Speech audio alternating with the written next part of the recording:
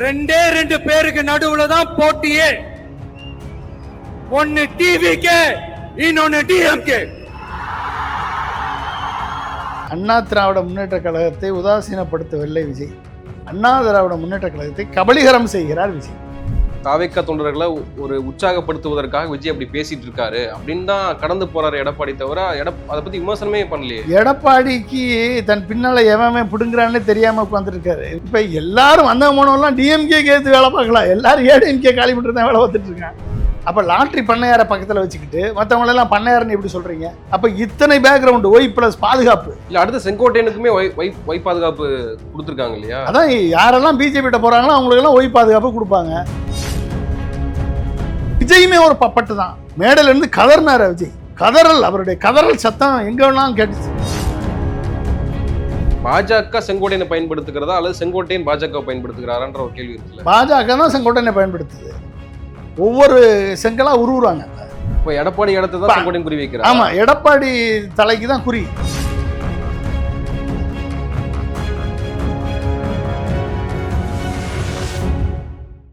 சவுத்பீட் நேயர்களுக்கு வணக்கம். இந்த நேர்காணலில் நாம் சிந்திக்கிறப்பவர் முன்னாள் குடியரசுத் தலைவர் ஏபிஜே அப்துல் கலாம் அவர்களின் அறிவியல் ஆலோசகர் டாக்டர் பொன்ராஜ் அவர்கள். வணக்கம் சார். வணக்கம் பாலாஜி சார். வெள்ளிக்கிழமை விஜய் அவர்கள் பேசுறாரு, டிவிகே விசஸ் டிஎம்கே தான் இனி இருக்க போகுது, 2026 எலெக்ஷன் அப்படியான சாராம்சத்தெல்லாம் இருக்க போகுதுன்னு சொல்றாரு. அதுக்கு ஏற்றார் போல அதை உறுதிப்படுத்தும் விதமாகத்தான் ஓட்டரினுடைய கருத்து கணிப்பு வெளியாகுது. குறிப்பா முதலமைச்சர் மு.க. ஸ்டாலின் அதே இடத்துல இருக்காரு, முதல் இடத்துல இருக்காரு, 27% மக்கள் ஆதரவோடு இருக்காரு. அடுத்த இடத்துல யாருன்னு பார்த்தா விஜய் 18% இருக்காரு, அடுத்து எடப்பாடி 10%, அண்ணாமலை 9%. இந்த கருத்து கணிப்பு நம்ம எப்படி எடுத்துக்கிறது?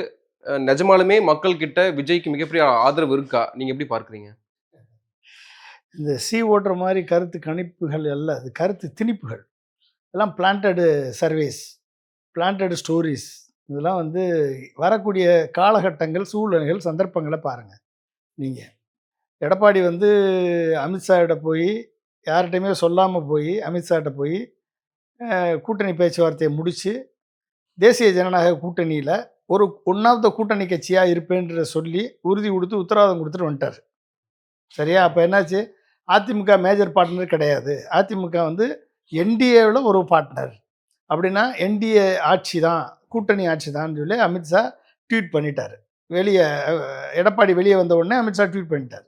அப்போ என்ன பேசுனாங்கன்றதை அமித்ஷா வெளிப்படுத்திட்டார். அப்போ இது ஒன்றே போதும் அதிமுக ஃபீல்ட் அவுட். அதிமுக மக்கள் மத்தியில். ஆனால் எடப்பாடி இன்னும் உறுதிப்படுத்தல. இல்லை, என்ன உறுதிப்படுத்துறது? நீ ஒரு தலைவருக்குரிய பண்புன்னா என்னது? உண்மையை பேசணும், நேர்மையாக இருக்கணும், ஓப்பனாக டிரான்ஸ்பரண்ட்டாக செயல்படணும். எல்லாத்தையும் மூடி மறைச்சிக்கிட்டு நீ யார்கிட்ட போனியோ அந்த ஆள் வந்து உள்ளே என்ன நடந்துச்சுன்னு வெளியே ட்வீட் பண்ணிட்டாரு.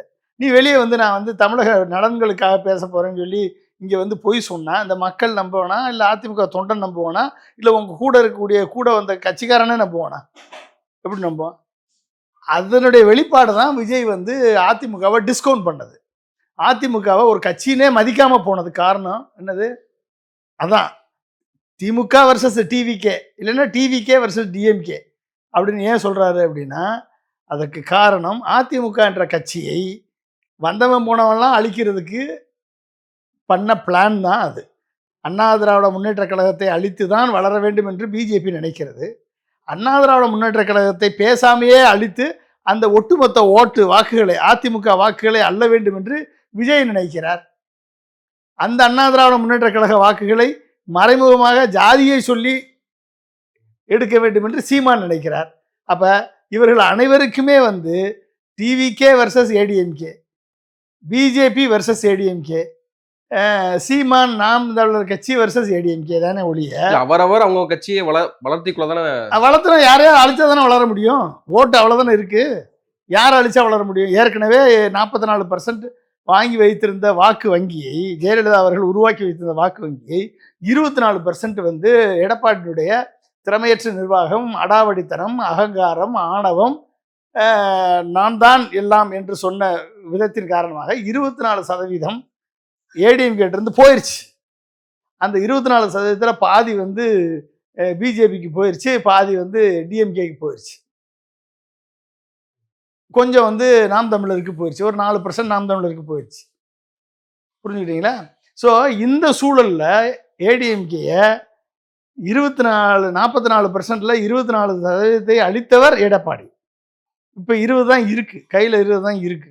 அப்போ அந்த 20% வச்சுக்கிட்டு காப்பாற்றி அதிலிருந்து மக்கள் நம்பிக்கையை பெற்றால் கண்டிப்பாக 40ஆக வர முடியும் எடப்பாடி. ஆனால் அந்த மெத்தடெல்லாம் விட்டுட்டு தன் வழக்கமான எல்லாத்தையும் யாரெல்லாம் நம்பினவங்களெல்லாம் ஏமாற்றுவது எடப்பாடியுடைய வழக்கம். முதலமைச்சர் ஆக்கிய சசிகலாவை ஏமாற்றினார். ஓகே, அடுத்து யாரு? ஓபிஎஸ்ஸை நம்பி கூட்டு வந்து 4.5 வருஷம் ஆட்சியில் அமர்ந்து விட்டு அவரையும் ஏமாற்றினார். ஓகே, அடுத்து மோடி கூட போய் பக்கத்தில் உட்கார்ந்து என்டிஏ கூட்டத்தில் உட்கார்ந்து மோடிக்கு அடுத்த பொசிஷனில் உட்கார்ந்து மோடி தான் பிரதமர் என்று சொல்லிவிட்டு இங்கே வந்த உடனே அப்படியே கூட்டணி இல்லை என்று சொல்லி மோடியையும் ஏமாற்றினார். இல்லை மோடியை ஏமாற்றினாரா இல்லை மோடியே சொல்லி கொடுத்து நீ வெளியே போயான்னு சொல்லி விட்டாரான்னு தெரியல. அது சிறுபான்மையினர் வாக்குகளை வந்து நீங்கள் திமுக பிரிக்கிறதுக்கு நீங்கள் எங்கிட்ட இருந்தால் சிறுபான்மையினர் உங்கள்கிட்ட ஓட்டு போட மாட்டாங்க, நீங்கள் வெளியே போங்கன்னு சொல்லி அதனால வந்திருக்கலாம் எடப்பாடி. அதனால மக்கள் எடப்பாடியை நம்பலை, ஒரு நம்பிக்கையற்ற தலைவராக இருக்கார். இல்லை, இப்போ விஜய் வந்து அந்த ஸ்பீச்சில், அவருடைய ஸ்பீச்சில் வந்து அதிமுக பற்றி ஒரு வார்த்தை கூட பேசல, எடப்பாடி குறித்து பேசல. இப்போ ஊழல் குற்றச்சாட்டுகள்னா, சட்ட ஒழுங்கு பிரச்சனைனா அது அதிமுக காலத்திலையும் இருந்திருக்கு. அப்படின்றப்போ அதிமுகவை ஒரு வார்த்தை கூட பேசாம நகர்றாரு அப்படின்னா அதிமுக உதாசீனப்படுத்துறாரா அல்லது கூட்டணிக்கான ஒரு யுக்தியா அதை கையாளுறாரா? அண்ணா திராவிட முன்னேற்ற கழகத்தை உதாசீனப்படுத்தவில்லை விஜய். அண்ணா திராவிட முன்னேற்ற கழகத்தை கபலீகரம் செய்கிறார் விஜய். அண்ணா திராவிட முன்னேற்ற கழகத்தினுடைய தலைவர்கள்ட்ட பேச்சுவார்த்தை நடத்தி அந்த பேச்சுவார்த்தைக்கு அதிமுக தலைவர்கள் எடப்பாடி போன்றவர்கள் ஒத்து வரவில்லை என்ற காரணத்தினால், ஓகே சீச்சி இந்த பழம் புளிக்கும், நீ தலைவர்கள் வேணாம், எனக்கு எம்ஜிஆருடைய தொண்டர்கள் போதும், இல்லை அதிமுக தொண்டர்கள் போதும், நான் கீழ் மட்டத்தில் உருவிக்கிறேன் அப்படின்ற மெத்தடில். இது உங்களுடைய யூகம் தானே? இல்லை யூகம் இல்லை, அதான் ஸ்ட்ராட்டஜி. என்னுடைய யூகம் கிடையாது, அது ஸ்ட்ராட்டஜி, அது அண்டர் கிரவுண்ட் ஸ்ட்ராட்டஜி. அது இதை வந்து தெளிவாக போடுறாங்க. ஏன்னா அதிமுக ஒன்றும் சொல்லலை. என்ன அர்த்தம்? அதிமுக தொண்டர்கள் நினைப்பாங்க, இவர் திராவிட சித்தாந்தத்தை பின்பற்றாரு, இவர் அண்ணாவை பின்பற்றுகிறார், இவர் பெரியாரை பின்பற்றுகிறார், இவர் எம்ஜிஆரை பின்பற்றுகிறார், எனவே இவருக்கு ஓட்டு போடுவோம் என்ற மனநிலையை மாற்றுவதற்கு, அதிமுக தொண்டர்களது மனநிலையை மாற்றுவதற்கு. ஏன்னா அதிமுக தொண்டர்களுக்கு பிஜேபியோட கூட்டணி வச்சுட்டாரு, எடப்பாடி வச்சுட்டாரு அப்படின்னா கண்டிப்பாக பிஜேபிக்கு அதிமுக தொண்டர்கள் ஓட்டு போட மாட்டார்கள். அவர்கள் வாக்கு விக்கிரவாண்டியில் பார்த்தோம், ஈரோடு கிழக்கில் பார்த்தோம், அதிமுக தொண்டர்கள் யாருக்கு ஓட்டு போட்டாங்க? ஒட்டுமொத்தமாக திமுகவுக்கு ஓட்டு போட்டாங்க. திமுகவுக்கு ஓட்டு போடுவாங்க, இல்லை அப்படின்னா தாவேகாவுக்கு அந்த ஓட்டு வரணும் என்பது தான் விஜயுடைய பிளான். அதனால தான் அதிமுகவை அவர் தாக்குறதில்லை, அதிமுகவை சொல்கிறதில்லை. புரிஞ்சுக்கிட்டீங்களா? எம்ஜிஆரை பற்றி பெருசாக பேசுகிறாங்கன்னா காரணம் எம்ஜிஆர் மேலே இருக்கிற பக்தினாலேயோ இது கிடையாது. ஓட்டு எம்ஜிஆரது வாக்கு வங்கியை கபலீகரம் செய்வது தான் இவங்களுடைய வேலையிலேயே.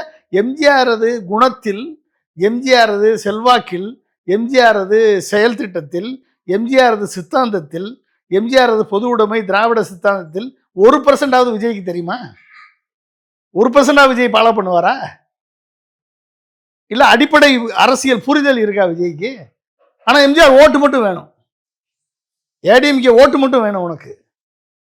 அந்த ஏடிஎம்கே வந்து செயலிழக்க வைக்கணும். ஏடிஎம்கே அழித்து பிஜேபி வளருவதற்கு பதிலாக ஏடிஎம்கே அழித்து விஜய் வளரணும்.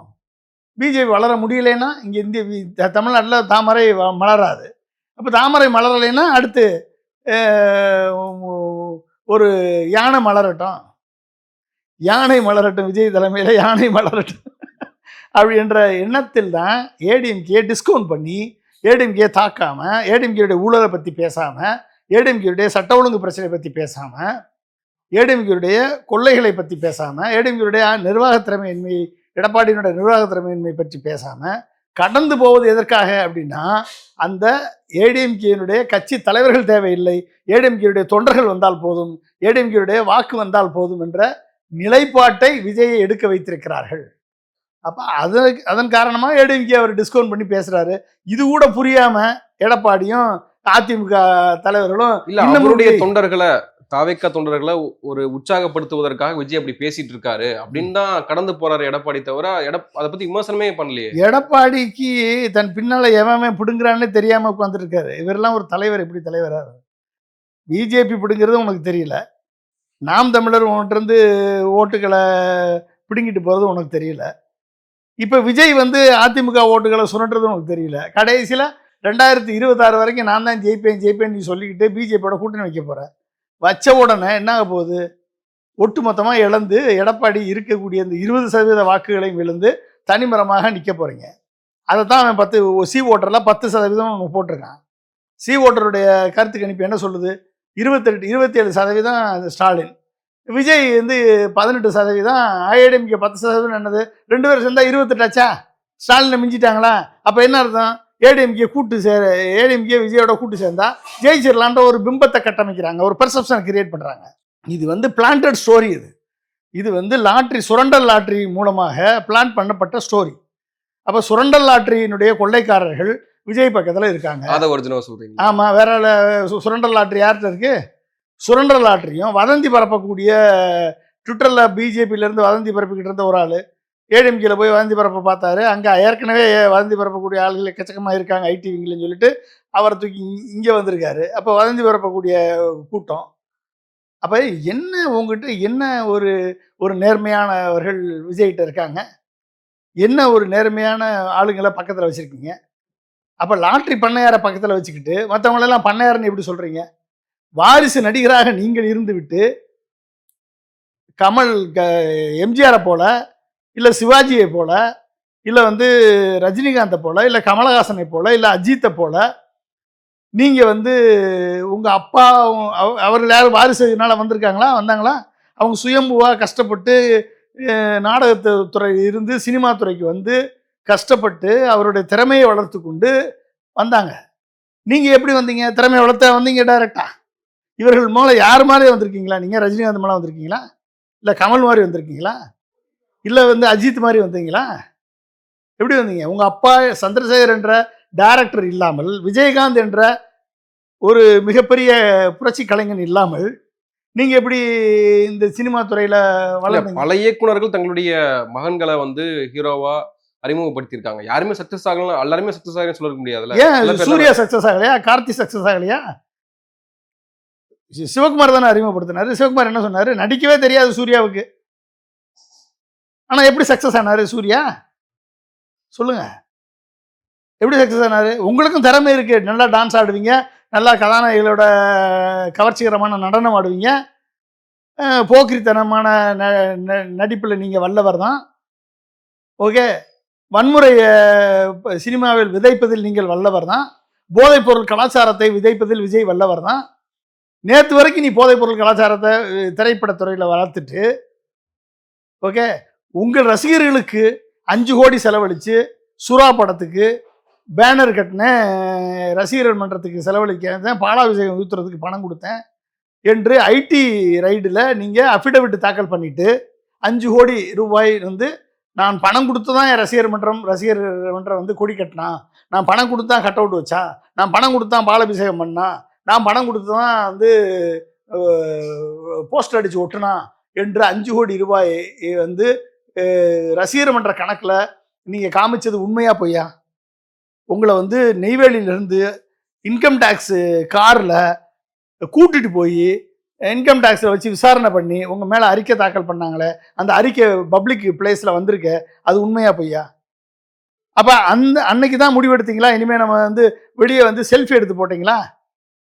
வெளியே வந்து செல்ஃபி எடுத்து போட்டிங்களா? அன்னைக்கு தான் முடிவு பண்ணீங்க நான் வந்து கட்சி ஆரம்பிக்கணும்னு. அப்போ அந்த முடிவை எடுக்க தூண்டியது யார்? பிஜேபியா? அந்த முடிவை தூண்டியது வந்து இன்கம் டேக்ஸ் டிபார்ட்மெண்ட்டா?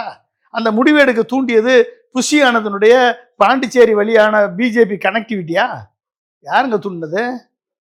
இல்லை உங்கள் கூட இருக்கக்கூடிய பொருளாளரா? பிஜேபி ஆர்எஸ்எஸ் சித்தாந்தத்தோடு செயல்படக்கூடிய பொருளாளரா?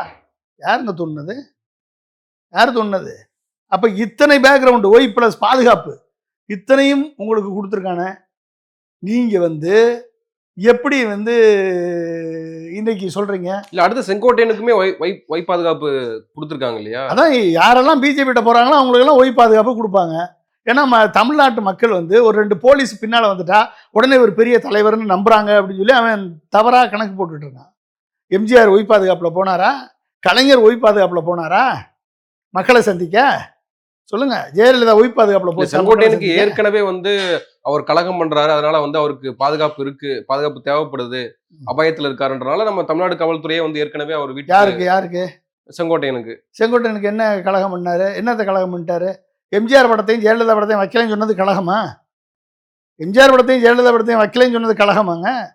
இப்போ எடப்பாடி படம் தானே டெல்லியில் இருக்கு. டெல்லியில் கட்சி அலுவலகத்தில் எம்ஜிஆர் படம் ஜெயலலிதா படம் இருக்கா? யார் படம் இருக்கு? எடப்பாடி படத்துக்கு மேலே கீழே வந்து எடப்பாடி உட்காந்துருக்காரு. அப்போ எம்ஜிஆருக்கும் ஜெயலலிதாவுக்கும் அதிமுகவுக்கும் என்ன சம்பந்தம்? இப்போ உனக்கு சம்பந்தம் இல்லைன்னு எம்ஜிஆரை தூக்கி வெளியே போட்டா, ஜெயலலிதாவை தூக்கி வெளியே போட்டாச்சு, அண்ணாவை தூக்கி வெளியே போட்டாச்சு, பெரியாரை தூக்கி எப்பயே வெளியே போட்டாச்சு. இப்போ எடப்பாடி கட்சி தானே அதிமுகவா இருக்கு. அப்போ எம்ஜிஆர் தொண்டர்களையும் ஜெயலலிதா தொண்டர்களையும் அண்ணா திராவிட முன்னேற்ற கழக தொண்டர்களையும் எல்லா கட்சியும் அவர் கபலீகரம் பண்ண பார்க்குது. இல்ல ஒரு தலைவர் இருக்காரு, அவர் தான் பொதுச் செயலாளர். அப்ப அவர் சொல்வதை கேட்டு நடந்தாதான் கட்சி வளர முடியும். ஆமா, என்ன தலைவன் வந்து வெற்றிக்கான வழியை காமிக்கக்கூடியவனால தலைவன் இருக்கணும். 10 தோல்வி பழனிசாமின்னு தானே உனக்கு பேர் வச்சிருக்காங்க. ஏதாவது ஒரு வெற்றி கொண்டாந்துருக்கீங்களா? வெற்றியை கொண்டு வருவதற்கு நீங்கள் எடுத்த நடவடிக்கை என்ன? 44% வாக்கு வங்கியை ஜெயலலிதா வச்சுட்டு போனார்ல. 44% அட்லீஸ்ட் 40வது வச்சிருக்கணுமா இல்லையா? அட்லீஸ்ட் 30வது வச்சிருக்கணுமா இல்லையா? 50% இழந்து நின்னா நீ என்ன தலைவன்? எப்படிப்பட்ட தலைவன்? ஒரு தலைவன் வந்து எப்படி பேசணும்? ஒரு தலைவன் வந்து அரவணைக்கக்கூடியவனாக இருக்கணும், அன்போடு பேசக்கூடியவனாக இருக்கணும், எல்லாரையும் அரவணைச்சு சில, அதே நேரத்தில் முடிவுகளை தைரியமாக எடுக்கக்கூடியவனாக இருக்கணும். நீ வந்து ஆணவமா பேசுறீங்க, அகங்காரமா பேசுறீங்க, அதிகார துணியில் பேசுறீங்க, நான் வைத்ததான் சட்டம்னு பேசுறீங்க. அப்ப நீங்க வைத்ததான் சட்டம்னு பேசுற அளவுக்கு உங்களுக்கான தகுதி என்ன இருக்கு? எடப்பாடி பலம் என்ன இருக்கு? எடப்பாடி டெல்லிக்கு போயிட்டு வந்த பிறகு மீண்டும் செங்கோட்டையனை டெல்லிக்கு அழைத்து அமித்ஷாவும் நிர்மலா சீதாராமன் பேசுறாங்க அப்படின்னா, பாஜக செங்கோட்டையனை பயன்படுத்துகிறதா அல்லது செங்கோட்டையன் பாஜக பயன்படுத்துகிறாரான்ற ஒரு கேள்வி இருக்குல்ல. பாஜக தான் செங்கோட்டையனை பயன்படுத்துது. ஒவ்வொரு செங்கலா உருவுறாங்க. இப்ப பிஜேபி வந்து ஏடிஎம்கேல இருக்கிற ஒவ்வொரு செங்கலா உருவுறாங்க. என்றைக்கு வந்து செங்கோட்டையன் யார்கிட்டையும் பேட்டி கொடுக்க மாட்டாரு, என்றைக்கு வந்து பாண்டையிட்ட போய் நின்று மேடையில் நின்று இப்போ மோடியை புகழ்ந்தாரோ அன்னைக்கே வந்து அந்த செங்கல் உருவப்பட்டு விட்டது, பிஜேபியால் உருவப்பட்டு விட்டது. இன்னைக்கு வந்து டெல்லியில் போய் அந்த செங்கல் வந்து நிர்மலா சீதாராமனை பார்த்துருக்கிறது, அந்த செங்கல் வந்து அமித்ஷாவை பார்த்துருக்கிறது. இப்போ ஒய் ப்ளஸ் பாதுகாப்பு கொடுக்குறேன்னு சொல்லிட்டாங்க. அப்போ என்ன அர்த்தம்? இப்போ யாருக்கெல்லாம் ஒய் ப்ளஸ் பாதுகாப்பு கொடுத்துருக்காங்க? பிஜேபியை சேர்ந்த ஒரு நபர், இந்து முன்னணியை சேர்ந்த ஒரு நபர் வந்தால் அதுக்கு பின்னால் ஒரு போலீஸ் வருவாங்க. பார்த்துருக்கீங்களா இல்லையா? அப்போ யாருக்கெல்லாம் கொடுக்குறாங்க பாதுகாப்பு? சீமானை கொடுத்துருக்காங்களா பாதுகாப்பு கொடுத்துருக்காங்களா? இல்லை வந்து மற்ற தலைவர்களுக்கு யாருக்காவது பாதுகாப்பு, ஆப்போசிஷன் லீடர்ஸ்க்கு பாதுகாப்பு கொடுத்துருக்காங்களா? சொல்லுங்க. யாருக்கெல்லாம் அச்சுறுத்தல் இருக்கோ அவங்களுக்கெல்லாம் என்ன அச்சுறுத்தல்? என்ன பெரிய சித்தாந்தத்தை பெருசாக பேசிட்டீங்க? ஹெச் ராஜாவுக்கு பாதுகாப்பு, சுப்பிரமணிய சாமிக்கு பாதுகாப்பு. அப்போ பிஜேபியை சேர்ந்தவர்கள் அனைவருக்குமே பாதுகாப்பு. இந்தியா முழுக்க எடுத்துக்கோங்க, 95% பிஜேபியை சேர்ந்தவர்களுக்கு மட்டும்தான் பாதுகாப்பு. ஒரு 5% வந்து எதிர்கட்சி தலைவர்களுக்கு அங்கங்கே ரொம்ப மர்டர் அட்டெம்ப்ட் செய்யப்பட்ட சில தலைவர்களுக்கு கொடுத்துருக்காங்களே ஒழிய, மிச்சம் பார்த்தீங்கன்னா அனைத்து பிஜேபியை சேர்ந்தவர்களுக்கும் பிஜேபியினுடைய சார்பு கட்சிகளுக்கு தான் பாதுகாப்பு கொடுத்துருக்காங்க. அதனால் விஜய்க்கு பாதுகாப்பு கொடுத்துருக்காங்க பிஜேபி. இன்றைக்கு வந்து செங்கோட்டையனுக்கு பாதுகாப்பு கொடுக்குறாங்க. அப்படின்னா என்ன அர்த்தம்? செங்கோட்டையன் வந்து போனால் 4 போலீஸ் வரணும். அப்போ என்னாச்சு? போலீஸ் வந்தாச்சுன்னா அவருக்கு ஒரு மதிப்பு தானாக உருவாக்கப்படும். அண்ணாமலைக்கு இசட் பாதுகாப்பு கொடுத்தாங்க. இசட் பாதுகாப்பு கொடுத்தா அண்ணாமலை பின்னால் போலீஸ் நிற்கிது. அப்போ என்ன அர்த்தம்? அண்ணாமலை ஒரு பெரிய பிம்பமாக கட்டமைக்கப்படுகிறார். அப்போ இதெல்லாம் வந்து என்னென்னா ஒரு பெர்செப்ஷன் கிரியேட் பண்ணக்கூடிய வேலை. அப்போ பாதுகாப்பு கொடுப்பது என்பது ஒரு பெர்செப்ஷன். இப்போ ரியல் பாதுகாப்பு இவங்களுக்கு தேவையில்லை. இவர்கள் என்ன அந்த மாணிக்க மக்களுக்காக பேசிவிட்டார்கள், மக்களுக்காக போராடி விட்டார்கள், மக்களுக்கான சித்தாந்தங்களை உதைத்து விட்டார்கள். இவர்களுக்கு என்ன பாதுகாப்பு தேவைப்படுகிறது சொல்லுங்க? இவங்க யாரையாவது எல்லாரும் தன் கட்சிக்காக பேசக்கூடியவர்கள், தன் கட்சியினுடைய வளர்ச்சிக்காக பேசக்கூடியவர்கள். இவர்களுக்கு எதுக்கு பாதுகாப்பு? மக்களுக்காக பேசியிருக்கியா? மக்களுக்காக போராடி இருக்கியா? மக்களுக்காக நீ களத்தில் இறங்கியிருக்கியா? மக்களுக்காக வந்து ஆளுகின்ற வர்க்கத்தை எதிர்த்து போராடி இருக்கியா? அதனால உனக்கு அச்சுறுத்தல் இருக்கிறதா? அதனால உனக்கு பாதுகாப்பு கொடுக்குறோம், ரியல் பாதுகாப்பு கொடுக்குறாங்களா? இல்லை. அப்போ என்ன அர்த்தம்? செங்கோட்டையனை வந்து பிஜேபி பயன்படுத்துகிறது. அப்போ என்ன அப்படின்னா, ஒருவேளை எடப்பாடி நம்பத்தகமை இல்லாதவர், நம்மகிட்ட வந்து எடப்பாடியினுடைய சம்மந்தி அவர் ஏதோ சகலபாடின்னு சொல்கிறாங்க, ராமலிங்கம் அப்படின்னு சொல்லிட்டு, அவர் மேலே வந்து இடி ரைடு பண்ணி அவர் மகனும் அதில் இன்வால்மெண்ட் ஆகி அதன் மூலமாக இடி ரைடுடைய ஃபைலை மொத்தமாக எடுத்து வச்சு அமித்ஷா மிரட்டியதாக சொல்லப்படுகிறது. அப்போ இவர்கள் எதற்காக பயப்படுகிறார்கள் அமித்ஷாவிடம்? செங்கோட்டையனோ இல்லை இது எடப்பாடியோ வேலுமணியோ இல்லை வந்து உதயகுமாரோ இல்லை செல்லூர் ராஜோ இவர்களெல்லாம் எதற்காக பயப்படுகிறார்கள் அமித்ஷா கிட்ட? ஏன்னா இவங்க பின்னால் வந்து எக்ஸ்ட்ரா லக்கேஜ் இருக்குது, ஊழல் என்ற எக்ஸ்ட்ரா லக்கேஜ் இருக்குது. ஊழலில் வந்து ஏற்கனவே இடி ரைடு விட்டு அவர்களது டேட்டாவெல்லாம் எடுத்து வச்சுருக்காங்க. ஆக்ஷன் எடுத்தால் இவர்கள் பாதிக்கப்படுவார்கள், இவர்கள் குடும்பம் பாதிக்கப்படும், இவர்கள் சேர்த்து வைத்த சொத்து பறிமுதல் செய்யப்படும், இவர்கள் சிறைக்கு செல்வார்கள். எனவே அதிமுக என்ற கட்சி, அதிமுக என்ற லட்சம் தொண்டர்களை கொண்ட ஒரு கட்சி, எம்ஜிஆரால் உருவாக்கப்பட்ட அண்ணா திராவிட முன்னேற்ற கழகம், ஜெயலலிதாவால் கட்டி காக்கப்பட்டு ஆட்சி கட்டில் அமர்த்து வைக்கப்பட்ட அண்ணா திராவிட முன்னேற்ற கழகத்தினுடைய தொண்டர்கள், இரண்டாம் கட்ட தலைவர்கள், கிராம செயலாளர்கள், வட்டச் செயலாளர்கள், ஒன்றிய செயலாளர்கள், மாவட்ட கழக செயலாளர்கள், இவர்கள் எல்லாம் வந்து எம்எல்ஏக்களாக இருப்பவர்கள். அனைவருக்கும் மீண்டும் பதவி கிடைத்தாலும் கிடைக்காவிட்டாலும் எடப்பாடிக்கு கவலை இல்லை, கூட இருக்கக்கூடிய அமைச்சர்களுக்கு கவலை இல்லை. அவர்களது சொத்து பாதுகாக்கப்பட வேண்டும். இது ஒன்று தான் அவர்களது உணர்வு. அப்போ அண்ணா திராவிட முன்னேற்ற கழகம் எப்படி அழிந்தாலும் பரவாயில்லை, அதை பிஜேபி பிடுங்கினாலும் பரவாயில்ல, சீமான் பிடுங்கினாலும் பரவாயில்ல, விஜய் தூக்கிட்டு போனாலும் பரவாயில்ல, நாங்கள் வந்து இருக்கணும் என்ற நினைப்போடு இருக்கக்கூடிய எடப்பாடி உட்பட பிஜேபியுடன் செல்ல வேண்டும் என்று நினைக்கக்கூடிய அனைத்து இரண்டாம் கட்ட அமைச்சர்களும், செங்கோட்டையன் உட்பட இவர்கள் அனைவருமே அண்ணா திராவிட முன்னேற்ற கழக தொண்டர்களால் புறக்கணிக்கப்படுவார்கள் 2024 என்பது நிச்சயம். எழுதி வச்சுக்கோங்க. ஆல்ரெடி ஓபிஎஸ் அவர்கள் பிஜேபிக்கு சோல்ட் அவுட் ஆகிட்டார். நல்ல மனுஷன் தான் ஓபிஎஸ். ஆனால் அவரது ஊழல் செய்து செத்த சொத்துனால அவர் இன்னைக்கு பிஜேபியோட அடிமையா இருக்கார். டிடிவி தினகரன் முடிச்சார். டிடிவி தினகரன் ஜெயலலிதா அவர்கள் உயிரோடு இருக்கும் வரை தமிழ்நாட்டு பக்கமே வரக்கூடாது என்று விரட்டி விடப்பட்ட டிடிவி தினகரன் ஜெயலலிதா இறந்த பின்பு வந்து துணை பொதுச் செயலாளராக சசிகலா அவர்களால் அறிமுகப்படுத்தப்பட்டு கட்சியினுடைய ஒட்டுமொத்த கண்ட்ரோலையும் எடுக்க முயற்சி செய்து அதிலிருந்து எடப்பாடி டீம் வந்து விலகி இவர் இன்னைக்கு தனி கட்சி ஆரம்பித்து இன்றைக்கு தேசிய ஜனநாயக கூட்டணி வரும் என்று தன்மேல் உள்ள வழக்குகளுக்கு பயந்து நடக்கக்கூடிய டிடிவி தினகரன் எப்படி தலைவராக முடியும்? நீ முக்குளத்தோருக்கு எப்படி தலைவராக முடியும்? நீ முக்குளத்தோருக்காக செய்த நன்மைகள் என்ன? நீங்க எல்லாம் சேர்ந்து என்ன பண்ணீங்க நன்மைகள்? முக்குளத்தோருடைய ரெப்ரசன்டேட்டிவ் நீங்க எப்படி சொல்ல முடியும்? இல்லை, இதுல ஒரு கேள்வி என்னன்னா, ஏற்கனவே டிடிவி, ஓபிஎஸ், சசிகலா எல்லாருமே பாஜக பக்கம் தான் இருக்காங்க அப்படின்றப்போ, இப்போ எடப்பாடி அவர்களும் போயிட்டு அமித்ஷாவை பார்த்துட்டு வந்தார். அமித்ஷாவும் வந்து கூட்டணி பேச்சுவார்த்தைகள் போய்கிட்டு இருக்கு, இறுதி முடிவுகள் எட்டப்படும் அப்படின்னு அவர் சொல்லிட்டாரு. அப்படின்றப்போ அந்த கூட்டணியில் இருக்கிறப்போ அது ஒரு ஒன்றிணைந்த அதிமுக தான் நான் பார்க்கிறப்போ, அப்போ செங்கோட்டையனுக்கு என்னதான் வேலை? அப்போ அதுதான் தப்பா புரிஞ்சுக்கிறீங்க நீங்க. எடப்பாடி வந்து ஒரு நம்பிக்கைக்குரிய தலைவர் அல்ல. எடப்பாடியுடைய ஹிஸ்டரி அமித்ஷா எடுத்து வச்சிருக்காரு. நம்மகிட்ட ஒன்று சொல்லுவார், பின்னால் ஒன்று போய் செய்வார். எடப்பாடியை வந்து நம்ப முடியாது.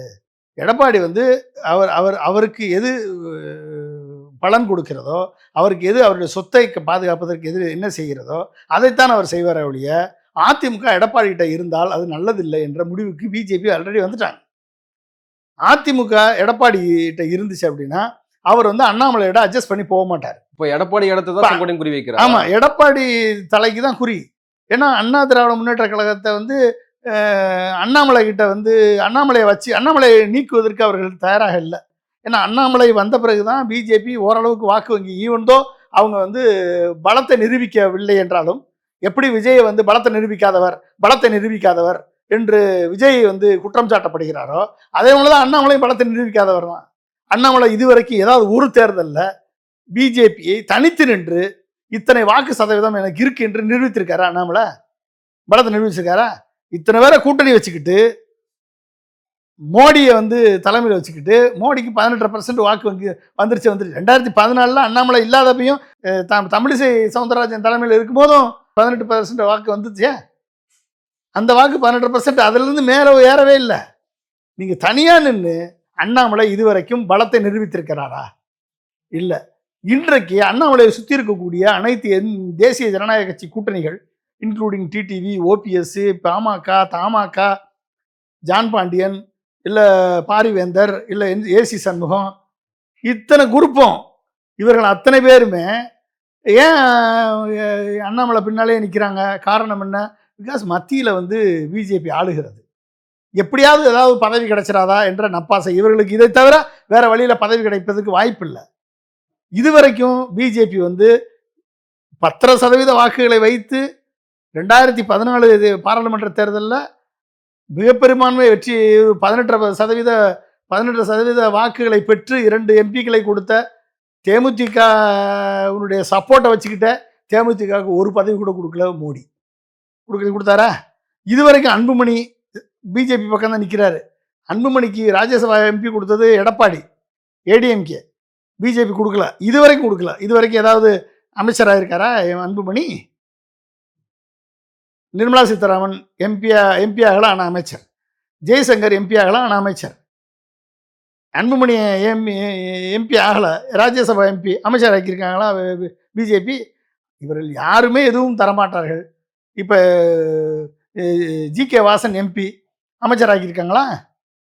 ஆனால் இவர்களுக்குள்ள நப்பாசை, நம்மளுக்கு எப்படியாவது பதவி கிடைச்சிடும், மோடி தான் நிரந்தர பிரதமர், மோடி தான் மோடி அசைக்க முடியாத சக்தி, மோடிக்கிட்ட பின்னால் இருந்தோம்னா நம்மளுக்கு எப்படியா அமைச்சர் தமிழ்நாட்டிலன்னு வரப்போகிறதில்ல, நம்ம மோடிகிட்ட இப்படின்னு என்ற சுயநலத்தின் விளைவாக அண்ணாமலை பின்னால் நிற்கிறாங்க.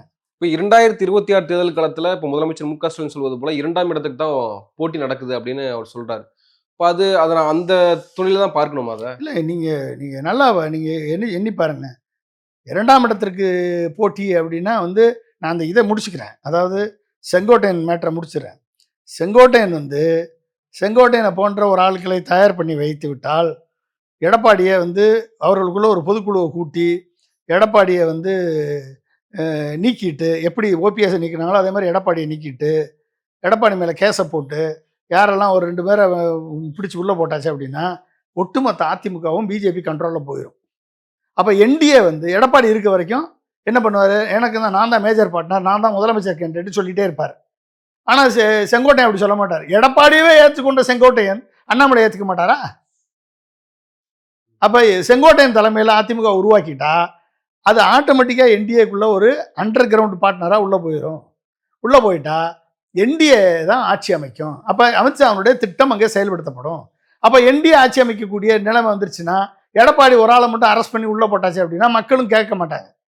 இவர் ஓவராக பேசினார், இவர் ஓவராக நடத்தினார், யாரையும் சேர்க்காம இருந்தார், இவர் மேலே ஊழல் குற்றச்சாட்டு கொடநாடு வழக்கில் உள்ளே போயிட்டாரு, அதனால் செங்கோட்டையன் வந்துட்டார். அப்போ செங்கோட்டையன் தலைமையில் எல்லாரும் சேர்ந்து மொத்தமாக அதிமுகவை பிஜேபி அடகு வச்சுட்டாங்கன்னா பிஜேபி வந்து ஏடிஎம்கே வந்து 2 துணை முதலமைச்சர் பதவிக்கு ஒத்துக்குவார். யார்? செங்கோட்டையன் ஒத்துக்குவாரா இல்லையா? ஒரு எடப்பாடி கீழேயே யாரை அறிமுகப்படுத்தியவர்? எடப்பாடி அரசியல் கொண்டு வந்தவர் செங்கோட்டையன். சேலம் கண்ணன் மூலமாக வந்த எடப்பாடியை மெயின் ஸ்ட்ரீம் பாலிடிக்ஸ் கொண்டு வந்தவர் செங்கோட்டையன். அப்படிப்பட்ட செங்கோட்டையனே வந்து எடப்பாடி கீழே ஒரு அமைச்சராக ஒர்க் பண்ணி இன்னை வரைக்கும் வாய் திறந்து பேசாத ஒரு செங்கோட்டையன் இன்றைக்கு பிஜேபியில் கொள்ளைப்புற முறையாக நுழைந்து நிர்மலா சீதாராமனை பார்த்து அமித்ஷாவை பார்த்தாச்சு அப்படின்னா என்ன அர்த்தம்? செங்கோட்டையன் வந்து பொதுச்செயலாளர் ஆக்கப்படுவார், எடப்பாடி தூக்கி எறியப்படுவார், ஏடிஎம்கே வந்து ஒட்டுமொத்தமாக பிஜேபியிடம் அடகு வைக்கப்படும். அதிமுக தொண்டர்கள் அனைவரும், தலைவர்கள் அனைவரும் பிஜேபியிட்ட போவாங்க, தொண்டர்கள் அனைவரும் திமுகட்டையும் விஜய்கிட்டையும் போவாங்க. இதுதான் நடக்க போகுது. அப்போ 2ஆம் இடத்துல விஜய் தான். ஆமாம், 2ஆம் இடத்துக்கு விஜய் ஆட்டோமேட்டிக்காக இவங்க தானே கொடுக்குறாங்க. விஜய்க்கு வந்து அந்த தகுதியை இவங்க தான் கொடுக்குறாங்க. ஒன்ஸ் விஜய்க்கு அந்த தகுதி கொடுக்கப்பட்டு விட்டால் அதிமுக ஜென்மத்துக்கும் திரும்பி வர முடியாது. விஜயுமே ஒரு பப்பட்டு தான்.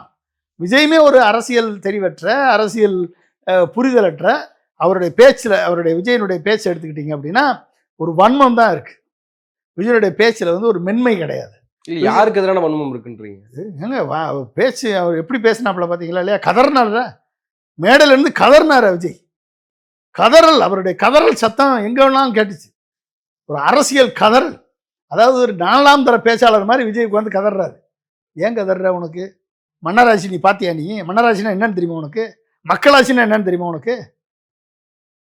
ஒரு லாட்ரி சீட்டு சுரண்டல் பண்றவன் வந்து உங்ககிட்ட வந்து மன்னராட்சின்னு சொல்லி கொடுத்தா நீ அதை வந்து மேடையில் வாமிட் பண்ணுவியா? மக்களால் தேர்ந்தெடுக்கப்பட்டவர் தானே மு.க. ஸ்டாலின், மக்களால் தேர்ந்தெடுக்கப்பட்டவர் தானே உதயநிதி ஸ்டாலின். நீ இதுவரைக்கும் ஒரு எம்எல்ஏ சீட்டு ஜெயிச்சிருக்கியா? இல்லை விக்கிரவாண்டி இடைத்தேர்தல் நின்று எம்ஜிஆர் மாதிரி திண்டுக்கல் இடைத்தேர்தல் நின்று ஜெயித்தார, 3 கட்சியும் பவர்ஃபுல்லான கட்சி எல்லாத்தையும் டெபாசிட் வாங்க இழக்க வச்சார, செஞ்சியா நீ? விக்கிரவாண்டியில் ஜெயிச்சிங்களா? இல்லை ஈரோடு கிழக்கில் ஜெயிச்சிங்களா? 1 கோடி பேர் எனக்கு உறுப்பினர்னு சொல்றிய, 1 கோடி பேர் உறுப்பினர்னா ஒரு தொகுதிக்கு 40,000 பேர் உனக்கு உண்டு ரிஜிஸ்டர் பண்ணப்பட்ட வாக்கு வங்கி இருக்கணுமே. அப்ப அந்த 40,000 பேரை வந்து நீ வந்து நோட்டாவுக்கு போட வச்சிருந்தேன்னா விஜய்க்கு இது பலம் இருக்குன்னு நம்ம நம்பலாம். உனக்கு என்ன பலம் இருக்கிறது? நோட்டாவுக்கு போட்டவன் எத்தனை பேர்? 6,000க்கு கீழே 5,500 6,000 ஓட்டு தான். 6,000 ஓட்டுனால 3.9% தான் உனக்கு ஓட்டு. நீ எப்படி சி ஓட்டர் மூலமா 18% ஓட்டு இருக்குன்னு சொல்ல முடியும்? இல்ல அவங்க ஆரம்பத்துல இருந்து 2026 தான் ஒரே இலக்குன்னு தானே பயணிக்கிறாங்க. என்ன இரண்டா? அப்ப தேர்தல் மட்டும் தான் இலக்குன்னா நீ எதுக்கு எனக்கு மக்களுக்கு? தேர்தலுக்கு தான் நீ வருவ அப்படின்னா 2026 தான் இலக்கு அப்படின்னா நீ எங்க ப்ரூவ் பண்ணிருக்க? என்ன ப்ரூவ் பண்ணிருக்க சொல்லு. 1 கோடி பேர் வந்து அவர்களுடைய ஸ்ட்ராட்டஜியா கூட இருக்கலாம். இல்ல நான் சொல்றேன், வேற ஒன்றும் இல்லை, உங்க ஸ்ட்ராட்டஜி தானே. அப்போ உங்க ஸ்ட்ராட்டஜி எப்படி காமிக்கணும்? எம்ஜிஆரை கம்பேர் பண்றீங்கல்ல, நான் ஜனநாயகன் அப்படின்னு சாட்டை தூக்கிட்டு வர்றீங்கல்ல, நான் ஆணையிட்டால் எம்ஜிஆர் சொன்ன மாதிரி நான் ஆணையிட்டால் சாட்டை தூக்குறீங்கல்ல, போதைப் பொருளை வந்து மக்கள் மத்தியில் விதைப்ப. திரைப்படம் இல்லையா? ஏங்க திரைப்படத்தில் நீ என்ன விதைச்ச? அப்ப எப்படி நீ எம்ஜிஆர் கம்பேர் பண்ணுவ? எம்ஜிஆர் போதைப் பொருள் கடத்தினாரா? இல்ல போதைப் பொருள் நடிச்சாரா? இல்ல இளைஞர்களை ஏமாத்தினாரா? இல்ல இளைஞர்களை வன்முறையில் ஈடுபட வச்சாரா? இல்ல இளைஞர்களுக்கு மது போதைய சொல்லி கொடுத்தாரா? என்ன சொல்லி கொடுத்தாரு? எப்படி எம்ஜிஆரோட கம்பேர் பண்ணுவ நீ? In what way your equivalent to MGR? சொல்லுங்க. எப்படி எம்ஜிஆருடைய ஓட்டுகளை நீ வாங்க முடியும்? எப்படி வாங்குவ? அப்ப நீ காலம் ஃபுல்லா நீ 1000 கோடி சம்பாதிக்கிறேன்னு நீ சொல்ற. 1000 கோடிக்கு சம்பாதிச்சா 300 கோடி வரி கட்டி இருக்கணுமா இல்லையா? 80 கோடி தானே வரி கட்டியிருக்க. அப்ப நீ நடிச்ச படமெல்லாம் 1000 கோடி சம்பாதிச்ச பணத்துக்கு அப்ப வரி ஏமாத்திருக்கேன்னு அர்த்தமா எடுத்துக்கலாமா? சொல்லுங்க, எடுத்துக்கலாமா? அப்ப என்ன அர்த்தம்? நீ பேசக்கூடிய வார்த்தையில ஏதாவது ஒரு சப்ஸ்டன்ஸ் இருக்கா? எல்லாரும் பேசுற மாதிரி தானே நீ பேசுற. அப்புறம் எதுக்கு நீ விஜய் தேவை? அண்ணாமலை மாதிரி பேசுறதுக்கு விஜய் எதுக்கு? சீமான் மாதிரி பேசுறதுக்கு விஜய் எதுக்கு? எடப்பாடி மாதிரி பேசுறதுக்கு விஜய் எதுக்கு? சொல்லுங்க. வன்மத்தை கக்குவதற்கு விஜய் எதற்கு? மக்களது நம்பிக்கையை பெற வேண்டும் என்று சொன்னால் மக்களின் அன்பை பெற்ற தலைவனாக நீ உருமாறணும். மக்களுக்கு நம்பிக்கை கொடுக்கணும். மக்களிடம் வெறுப்பை விதைக்க கூடாது. வெறுப்பை விதைப்பதற்கு பிஜேபி இருக்கு, ஜாதியை விதைப்பதற்கு நாம் தமிழர் இருக்கு. ஓகே, அகங்காரத்தையும் ஆணவத்தை விதைப்பதற்கு எடப்பாடி இருக்கார். விஜய் நீ என்னத்தை விதைக்கிற? வன்மத்தை விதைக்கிறியா? நீ உனக்கு சொல்லிக் கொடுக்குறவன்லாம் அப்படிதான் சொல்லிக் கொடுக்குறானா? அப்ப நீ என்ன, யாரை நீ நம்பி உள்ள இறக்குறீங்க? அப்ப சி ஓட்டர் எப்ப எப்படி வருது? சி ஓட்டருடைய வரக்கூடிய தருணம் என்ன? ஒரு பக்கம் எடப்பாடி வந்து பிஜேபி அடகு வைக்கிறதுக்கு ரெடின்னு சொல்லிட்டு வந்துட்டாரு. ஆனாலும் எடப்பாடியை நம்பல. செங்கோட்டையனை கூட்டு வச்சு பேக்ரவுண்ட் வேலை பண்ணி எடப்பாடியை தூக்கி போடுவதற்கான வேலையை பண்ணிக்கிட்டு இருக்காங்க அவங்க. கூடிய சீக்கிரம் வந்து செங்கோட்டையன் தலைமையில் ஒரு அதிமுக உருவாக்கப்படும். அது அப்படியே கொண்டு பிஜேபியில் அடகு வைக்கப்படும். நான் திருப்பி சொல்றேன், செங்கோட்டையன் யாரெல்லாம் பிஜேபியுடன் போகிறார்களோ அதிமுக தலைவர்கள், இவர்களை எதிர்த்து களமாட 2ஆம் கட்ட தலைவர்களுக்கு யாருக்காவது அதிமுக தலைவர்களுக்கு துணிச்சல் இருக்கிறதா? அப்ப பணம் வைத்திருக்கவன் தான் அதிமுகவை ஏலம் எடுக்க முடியுமா? இப்ப அமித்ஷா பணம் கோடிக்கணக்காக வச்சிருக்காரு, இப்ப அதிமுகவை ஏலம் எடுக்கிறாரு. பிஜேபி அதிமுகவை ஏலம் எடுக்குது, அதான கணக்கு. எடப்பாடி ஏலம் எடுத்தாரு, இப்ப பிஜேபி அதிமுக ஏலம் எடுத்து கபலீகரம் செய்ய பார்க்குது. அதிமுக தொண்டர்களை ஏலம் எடுப்பதற்கு விஜய் ரெடியா இருக்காரு. இப்ப எல்லாரும் வந்த போனவெல்லாம் டிஎம்கே கேத்து வேலை பார்க்கலாம், எல்லாரும் ஏடிஎம்கே காலி பண்ணிட்டு தான் வேலை பார்த்துட்டு இருக்காங்க. அப்ப வந்து முதல்வர் சொல்வது, ஸ்டாலின் அவர்கள் சொல்வது இதைத்தான் நாங்க சொல்லிட்டு இருக்கோம். TVK versus ADMK, Seeman versus ADMK, BJP versus ADMK. 2ஆம் இடத்துக்கு தான் இங்க போட்டி, யார் வர்றதுன்னு. அதை தக்க வைத்துக் கொள்வதற்கு வலிமை ஏடிஎம்கேக்கு இன்னும் இருக்கு. இன்னும் அவர்களுக்கு சான்ஸ் இல்லாம இல்லை. ஆனால் அவர்கள் தங்கள் மேல் உள்ள ஊழல் குற்றச்சாட்டு, ஊழல் கரைபிடிந்த அந்த குற்றச்சாட்டின் காரணமாக, ஊழல் எக்ஸ்ட்ரா லக்கேஜ் இருப்பதன் காரணமாக இவர்கள் ஏடிஎம்கே காப்பாற்ற வழியின்றி இன்றைக்கு வந்து பிஜேபியிடம் சரண்டர் செய்கிறார்கள். இது ஒட்டுமொத்த அதிமுக தொண்டர்களையும், ஜெயலலிதா எம்ஜிஆர் தொண்டர்களையும், பிஜேபியிடம் அடகு வைப்பதற்கு விற்பதற்கு சமானம். ஒருபோதும் அதிமுக தொண்டர்கள், ஜெயலலிதாவின் தொண்டர்கள், எம்ஜிஆரின் தொண்டர்கள் ஒருபோதும் விலை போக மாட்டார்கள் என்பதுதான் நிச்சயம். கண்டிப்பாக வந்து 2ஆம் இடத்திற்கு இவர்களாக வந்து விஜயை கொண்டாந்து விடுவாங்க ஒழிய, ஆனால் 2ஆம் இடத்திற்கும் முதலிடத்திற்கும் வேறுபாடு மிகப்பெரிய கேப்பாக இருக்கும். இன்றைக்கு இருக்கக்கூடிய திராவிட முன்னேற்ற கழகத்தினுடைய அரசு 1008 காரணங்கள் இருக்கிறது அவர்களை எதிர்ப்பதற்கு. ஆனால் அதை எதிர்த்து அரசியல் செய்வதற்கு எதிர்த்து நிற்கக்கூடிய அண்ணாமலைக்கோ, எடப்பாடிக்கோ, சீமானுக்கோ, இல்லை விஜய்க்கோ எந்த தகுதியும் இல்லாத ஒரு எதிர்க்கட்சி தலைவர்களை கொண்ட ஒரு ஃப்ரேம் ஒர்க்கு தான் இன்னைக்கு இருக்கு. எனவே வேற வழியே இல்லை. இவர்கள் அத்தனை பேருமே சேர்ந்து நின்னாலும், ஒன்றாக சேர்ந்து நின்னாலும் கண்டிப்பாக திமுக வெற்றி பெறும். ஸ்டாலின் தான். நன்றி சார், நிறைய விஷயங்களை பகிர்ந்துக்கிட்டீங்க. உங்க நேரத்துக்கு மிக்க நன்றி. நன்றி.